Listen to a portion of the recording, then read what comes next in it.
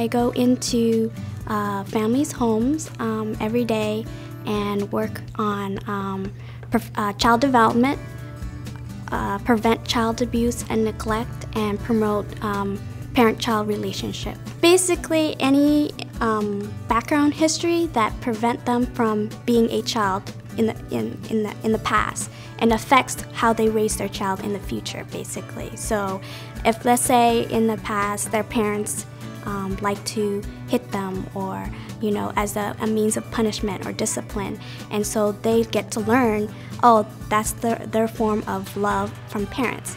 So they use that for their future children. So we want to cut on any forms of negative way of nurturing a child. My caseload is about roughly 23 to 25 families, and it varies depending on the day. And basically, I go into the family's home and then I work with them and for about an hour, and then I go to another visit. So on average, I would have 4 to 5 families that I visit every day for about an hour. I go into the family, I see how the child develop, because the program lasts from 0 to 5 years old. So families that have children, that goes into the program, it ends until 5 years old. So that's when they go to school. So basically, there's no need to see them anymore because they're in school. What I do is I make sure that they're developing healthy environment, nurturing the relationship, all kinds of aspects of their environment and their surrounding. In high school, I already know what I wanted to do, but I didn't know how to end up getting there, so I love to do community service. I like to change people in a good way. So when I did community service, when I did all that, I kind of knew what I wanted, but I didn't know what profession I wanted. And so when I went to college, I was browsing different careers, different majors, different perspective, and it was my last semester of my major. So I made a leap and I found social work.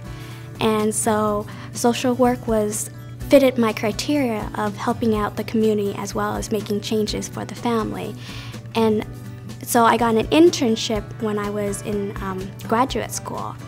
And the internship liked my performance really well, that they hired me for Healthy Families, which is the program I'm working for.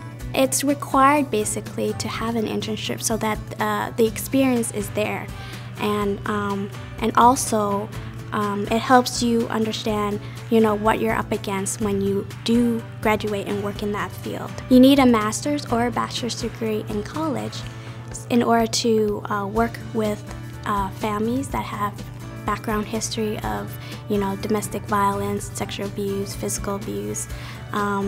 You also have to be patient, organized, and a lot of planning ahead of time before you go into a family. Even though nowadays it seems like school is not important, but staying in school is important, because then you get to go on to college, or and you get to pick out different majors that interest you, that best fits for you.